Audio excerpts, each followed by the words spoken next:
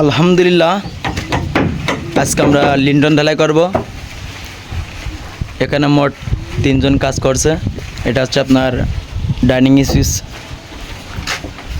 Linton shirting হবে। এটা হচ্ছে আপনার বেলকনির সাথে ফলছাদ করা হচ্ছে। এই পাশে আছে আপনার এক রুম, এটা একটা রুম। এটা হচ্ছে ছোটো একটা বেলকনি রুমের সাথে।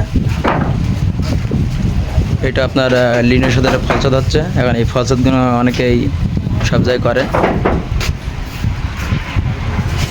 অপর পাশে এখানে একটা আপনার ছোটো একটা স্পেস জায়গা করা হয়েছে। এই একটা ছোটো স্পেস জায়গা। এই পাশে আর একটা আপনার বেডরুম, এই একটা বেডরুম। এটা ছোটো একটা টয়লেট।